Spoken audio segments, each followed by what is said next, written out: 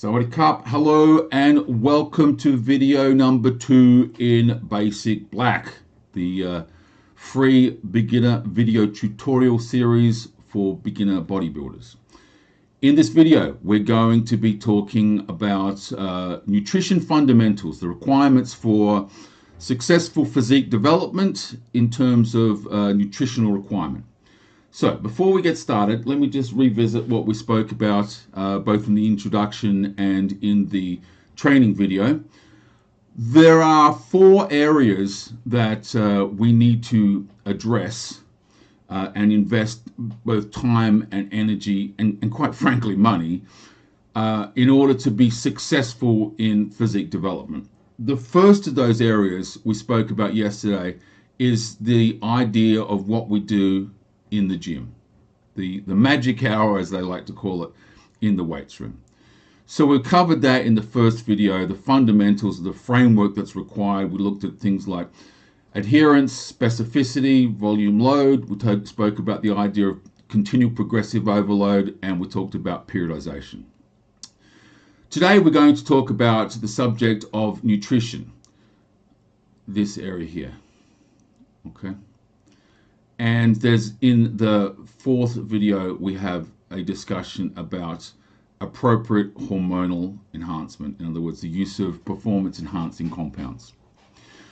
So let me begin this video by explaining where different people from different subsets of the community, their understanding of nutritional practice lies. Basically, this is what I like to call the citizen mindset. And by citizen, I mean the general population. We're, as bodybuilders, we're not citizens. We're serious athletes, as it were.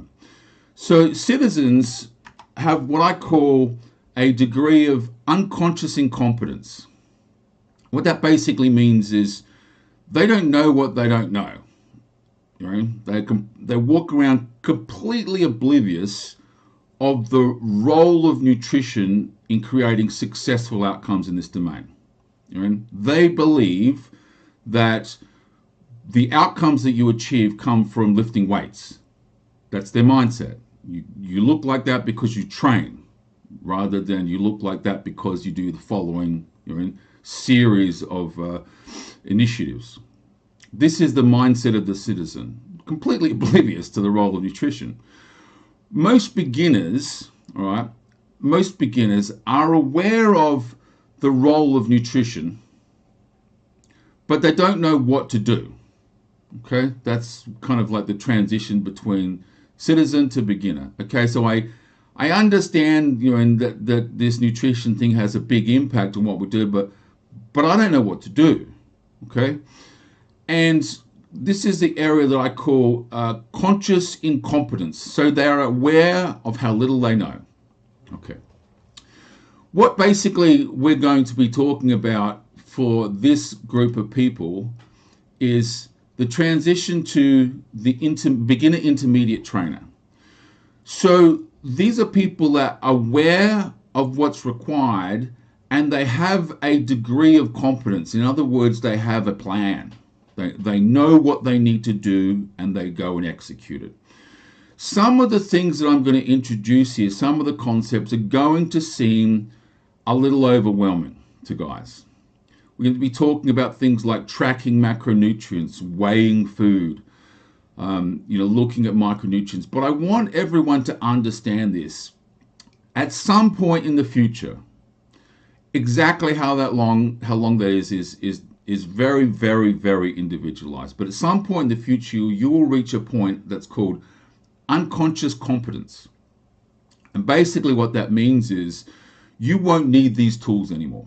You will become advanced in these concepts. And to give you an example, like an analogy, when you first learn to drive, you have to think about everything you're doing. It's like your brain's going a million miles an hour. Okay, clutch in, indicators on, check the mirrors, all that sort of stuff. You have to go through a process of conscious competence. You know what to do, but you have to be extremely conscious of every action and every effort to make sure you don't have an accident.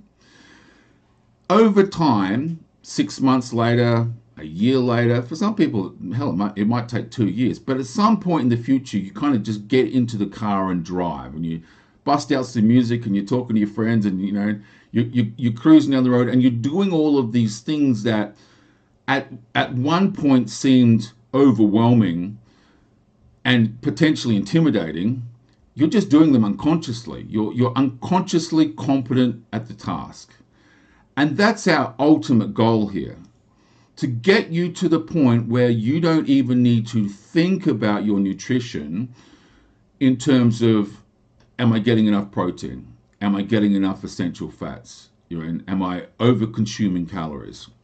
We want to get to the point where you can actually do this on what I call an intuitive basis.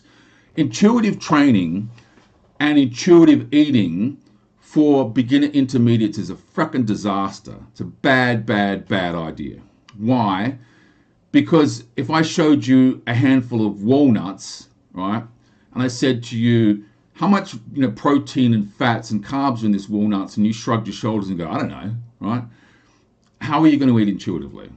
Right? You have to have some skill development, so you can look at chicken breast, and you can look at eggs, and you look at tuna, you can look at salmon, you can look at steak, you can look at oatmeal, and have some understanding of what's in there. What's in that food in terms of nutritional value, in terms of proteins, fats, carbohydrates, and how does that align against my needs as an athlete? So we have to go up these stairs one at a time. We have to ascend them one at a time. And I'm going to be honest with you, I'm not going to pull any punches here. This is the hard bit. This is what separates those that are successful from those that ultimately abandon this lifestyle. It's the food. And I always say to guys when they're starting out, if food isn't a royal pain in the ass, you're probably doing it wrong. 99% of guys that come to me complaining about, bunk drugs, these drugs are no good. When I drill down, it's not the drugs. And half the time it's not the training. By the time they want to mess around with steroids, they have a pretty good understanding how to squat. They might not have a perfect training program, but they can squat. They can do a bench. Their food is what lets them down. And the main reason it lets them down, just to be quite honest with you, it's a pain in the ass. The amount of time and money and effort that you have to put into this program to get the type of outcome that you need to get as an athlete is a royal pain in the ass. You have to ask yourself at some point, is it worth it? It is as simple as that. It's like the idea of I would like to be wealthy, but I don't want to work. I would like to have academic qualifications and credentials, but I don't want to study. That's what we're talking about here. If you don't want to put the work in the gym, all right, that's pretty easy. You can decide that straight away. I don't like it, I'm not going again, done, right? But in terms of nutrition, there's so much work to do because it's basically like a 24/7 thing. And a lot of guys like to play down how easy it is. Oh, that's old school dieting. It's much easier today. And I agree. I fundamentally agree with that concept, that we know so much more about the smart way to do things today. There's a difference between brutalizing yourself, right, and what's required to get the job done. Okay, so I'll let you decide when we get to the end of this video about whether or not you feel that you have what it takes to adhere. In the training video, we talked about this concept of adherence. It's all well and good for us to put a dietary program together or a training program together that I feel is optimal, but if you can't fit that into your lifestyle, if you can't adhere to the plan, it's not a good plan. So let's then move on to some technical discussion. First thing I want guys to understand is this. All diet models that work, and I'm talking about paleo diets, ketogenic diets, if it fits your macro diets, intermittent fasting. It doesn't matter what the diet model is. All diet models work because of the underlying mechanism behind them. Okay? A lot of zealots for like ketogenic diets or paleo diets or whatever believe there's some magic in their diet. These guys are kind of like members of a cult almost. The ketogenic diet has become more of a religion in the last 2 years than a diet model.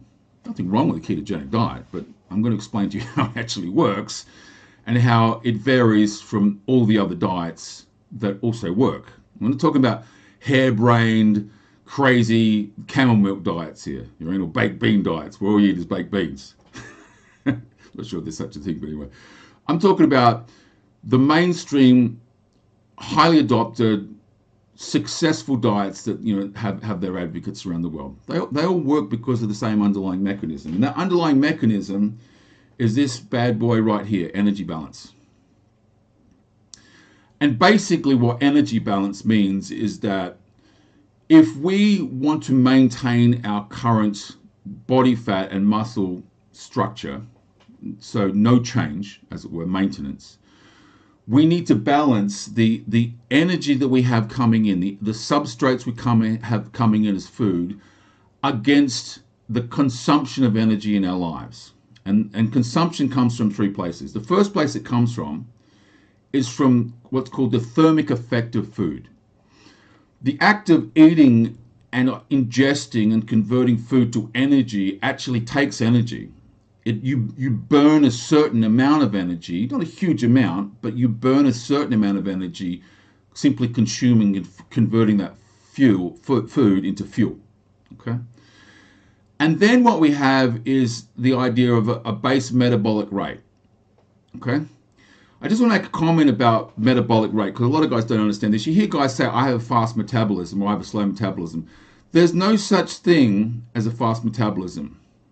It's a bit of a shock to most people. It's not. If you take two guys who are statistically similar to each other, not identical twins, just statistically similar. So let's say hypothetically you pick someone that was similar to me, 5'11", 240 pounds, a certain amount of skeletal muscle mass, and you laid us down in bed and we didn't move all day, the difference between our metabolic rates would be statistically insignificant. Okay, statistically insignificant. There will be a small variation, but not much. Now, the difference between me and my wife is significant because I'm much physically bigger. I carry skeletal muscle mass. I consume energy just being. Okay, so I'm not saying all people have the same metabolic rate. I'm saying two similar individuals consume the same amount of energy just laying down, doing nothing, just existing. Okay? Statistically insignificant difference. What separates us and what leads us to this concept of, I have a fast metabolism, I have a slow metabolism, is fundamentally this here. This is called non-exercise activity thermogenesis. And what this fancy sounding term basically means is all the things that you do in your day that consume energy, that separate two human beings from each other. Okay? The way that you walk, the way that you talk, the way that you gesture. I'm talking with my hands. You have a guy that sits there and doesn't move and talks like this, and you have a guy that is animated and is always on the go, go, go, go, go. These two individuals are going to have similar metabolic rates, base metabolic rates, but vastly, vastly different non-exercise activity thermogenesis rates. We call that NEAT. So when you add up all of the activity you do in the day, right, that's not fitness related, not exercise related, that's what separates two individuals. The guy that takes the stairs or versus takes the elevator. The guy that's always talking and always moving, and always fidgeting and all sort of stuff, right?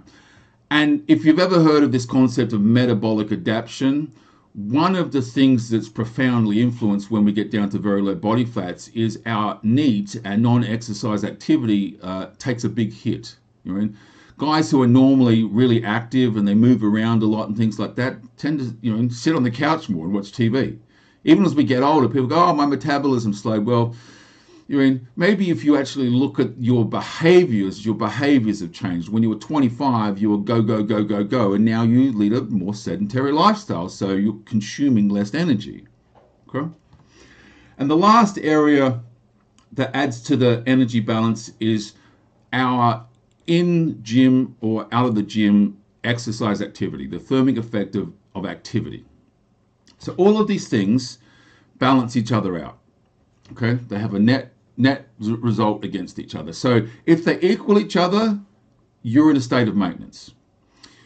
If you ingest more energy than you expend in a day, you will store what's left over at the end of the day as body fat.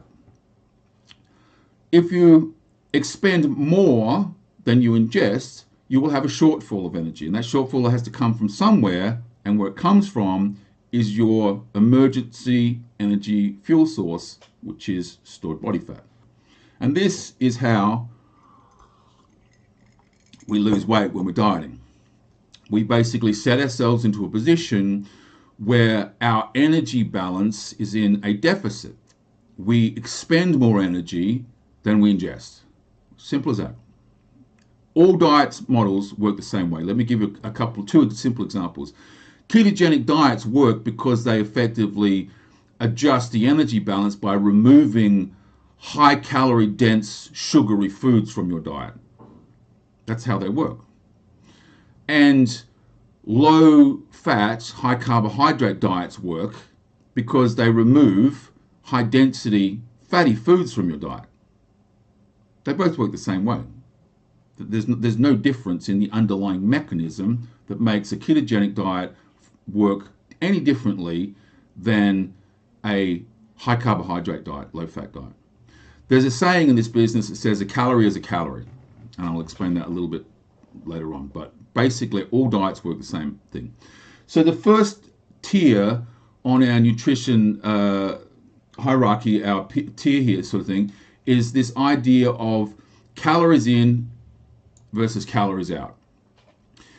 If we want to lose 1 pound of body weight per week, let's say a goal, right, for our diet, then we need to basically say, okay, so in every pound of body fat, there's 3,500 calories, 3,500 calories. So a 500 calorie a day deficit over a 7-day period will result in a net reduction of 3,500 calories, which is 1 pound of body fat. This is a mathematical equation. I meet a lot of guys and girls who seem to believe that they're special little snowflakes in this world because their mummy told them so, that feel that they get to break the laws of physics in the universe, that the rules don't apply to them. Okay? The rules apply to everybody. When you look at these formulas, these are physical laws of thermodynamics. They don't get broken by individuals. They don't. Okay? So we'll obviously drill down, like in the other videos, into much greater depth in the masterclass about what's the correct deficit, how to adjust calories. There's again, another 2 hours of information potentially you need to complete your body of knowledge. It's enough to understand at this point in time the most important factor in this equation is the energy balance formula. Okay, the next level up for that for bodybuilders is macronutrients. And I just make a quick note here. For the clinically obese, the horribly obese, they probably don't need to get past level 1. All right? They're not athletes, they're just grossly overweight. And they're grossly overweight because their energy balance formula. If they address that, effectively they're going to address the problem. What we need to be concerned about as bodybuilders that are looking to build lean tissue is that we need to have an eye not just on energy balance, but on these 3 substrates: proteins, carbohydrates, and fats. So just a little quick primer on each of them. Proteins are effectively amino acids. The best source of proteins, the highest quality source of proteins, are animal sources.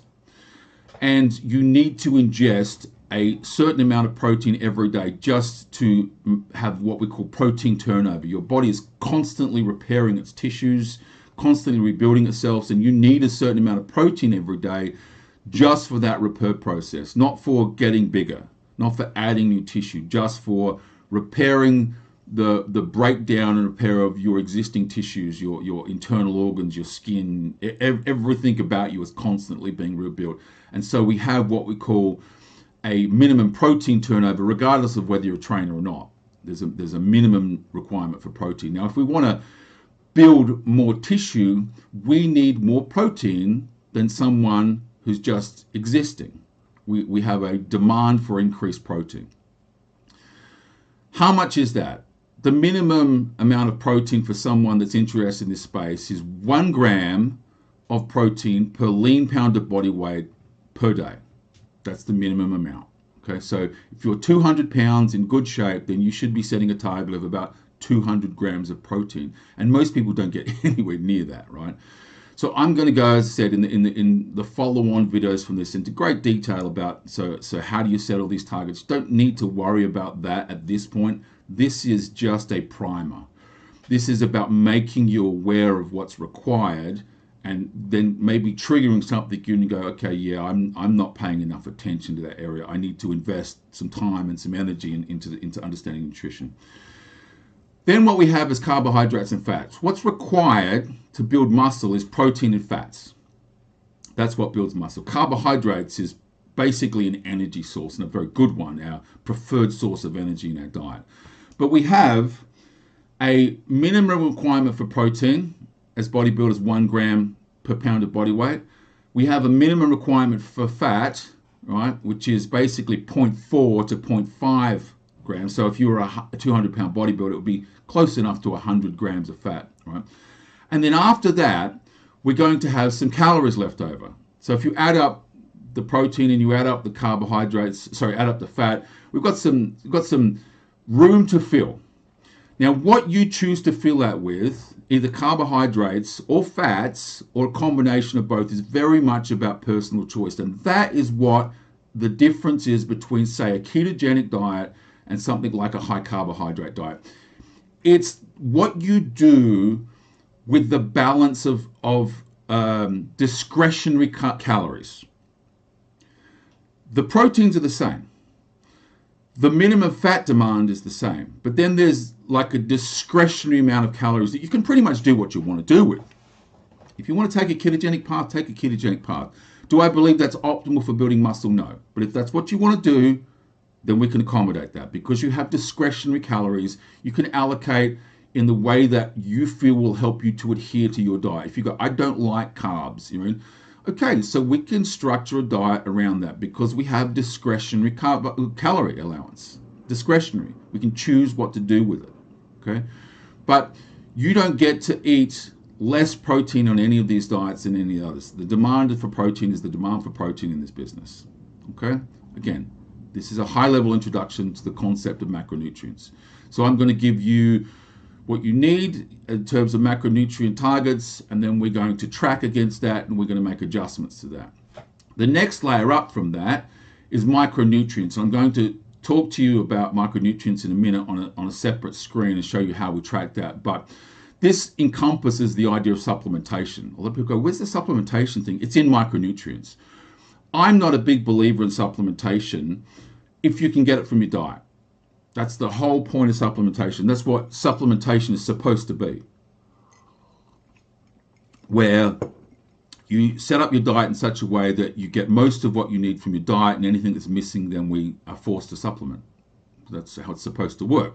So I'm not anti-supplement. I'm just not buy all these things that you don't need. First, we work out what we need, and then we go and buy those things. That's how it's supposed to work. This is the cost-effective way of creating a nutritional plan, not just buying things because some dude told you that you should take this product or that product. All right, that's not how it works. You can get creatine from your food. The question is how much you're getting and how much do you need. All right, so is it likely that you're getting enough creatine from your food? No. You will probably not be getting enough creatine from your food, but first we need to figure out how much you're getting. Okay. you can get enough zinc, you can get enough omega-3s, you can get enough calcium and phosphorus and potassium. You can get all of the things you need from your food. Does that mean that you're automatically getting them? No. So we need to dig into this and go, well, what are we missing? And therefore, can we adjust our diet on those shortfalls, or do we need to actually go and buy some supplements? This is the strategy. The next layer up from that is enhancement, which I'm really not going to talk too much about here. It's enough to say that when you diet and you get to very low body fat levels, your natural hormonal profile ends up in the toilet. I know as a natural bodybuilder, believe me, people don't believe this, it's much harder to get to stage shape as a natural than it is enhanced. As an enhanced guy, it's easy. Why? Because when your testosterone tanks, you take testosterone. When your HGH tanks, you take HGH. When your T3 tanks, you take T3, right? This is it. You can use clenbuterol. You can use, there's all these ancillary compounds that you can basically use to offset hormonal disruptions at very low body fat, and it makes dieting as an enhanced athlete really easy compared to being a natural, okay? The last couple of things on this list here is nutrient timing. Years ago, I used to believe that meal timing and nutrient timing was like paramount, super important. But I've come to understand that in the scheme of things, we can be much more flexible than we used to. I used to have this thing like, dude, it's 10 o'clock. I've got to eat. Got to get my Tupperware out and eat because it's 10 o'clock. You're in. I can't eat at 9:55 because it's not 10 o'clock yet. Wait till the alarm goes off and then I got to eat. The reality is that we have the capacity to store fats as body fat, right? There's some essential fats we can't store, but we have a limited, capacity for that. We can store fats, all right? And we can store carbohydrates in the form of glycogen in our skeletal muscle tissue and to a lesser degree into our liver. So we can store carbohydrates as well. So, this idea of like meal timing as well, you can cluster fat and you can cluster carbohydrates pretty much any time you want during the day to suit you. And the impact is minimal, very small. I'll say nothing, very small. The problem we have is we don't have a storage capacity built into our bodies for protein. Well, we actually do, but unfortunately that's skeletal muscle tissue. So if you have a need for amino acids to repair, just pick a silly argument. Let's say your eyeballs are being repaired and they need amino acids and you don't have them in your bloodstream, then your body will break down your skeletal muscle tissue to supply those amino acids to that task. It prioritizes survival over looking good. Okay? So the one thing that we must make sure is that we are distributing protein relatively evenly over the course of the day. And this is why I'm not a big fan of intermittent fasting. If you want to do intermittent fasting, there's nothing wrong with clustering fats and carbs at the end of the day. Nothing wrong with that at all. But you should, at the very least, have some protein in the morning. Okay? At least have a protein drink. Okay? But then it's not intermittent fasting, is it? Right? By definition. So this is why I don't like intermittent fasting for bodybuilders, because it's kind of, yes, I've seen it work for guys that have a protein shake and then kind of cluster the rest of their meals to the later part of the day. But by definition, that's clustering. That's not fasting because you've got protein in your belly. Okay? And then above that, with all of these hierarchical structures, we have my favorite subject, which is minutia. Guys sitting around jerking themselves off, talking about all these, tiny obscure details about nutrition, that in the grand scheme of things, I'm not saying they're not scientifically true or factual, but in terms of how much they weigh compared to calorie balance, compared to macronutrient profiles, protein, fats, and carbs, compared to having the right micronutrients, compared to enhancement, it's minutia. It's just a good argument. It doesn't really equate to outcomes. So this is the hierarchical framework. Again, please understand. More detail behind this. You just need to become part of the masterclass at $5 a week, and we're going to get into the detail behind this. I just want to touch very briefly on the Chronometer product, which is the product that I like to use to help guys track their micronutrients. So let me just explain briefly what we're looking at. This is basically like MyFitnessPal. Everyone knows what MyFitnessPal is. This is like MyFitnessPal on steroids. Basically what it is a macronutrient and a micronutrient tracking application. I like it because it provides a greater level of detail than MyFitnessPal does. It lets you drill down further. So I'm going to give you an example. Here's a guy who's set up his macronutrient profile. So he's basically base metabolic rate before any exercise is, let's call it 2100 calories. And he's consuming 2700 calories, right? And at first pass, you could kind of look at that and say, well, he's getting enough protein, fats, and carbohydrates. This is the whole sort of protein, fats, and carbs first, and then micronutrients. But then when we scroll down and look at the micronutrient situation, so we're going to actually look at vitamins and minerals, you start to see some big holes in his diet. All right, sorry, bear with me. He's got a pretty big shortfall of fiber here. He's running at 57% of fiber. Okay, it's only 21.5 grams of fiber. That's not enough. To give you an example, I eat about 40 grams of fiber a day. He's a little shy, not too bad, but a little shy on omega-3, but this is an essential fat. You know, the cost of supplementing with omega-3 is so small compared to the many, many, many benefits of essential fatty acids. You would be well advised to spend some money on an omega-3 supplement here. My biggest concern here are the big shortfalls. Look at that for potassium, 24%.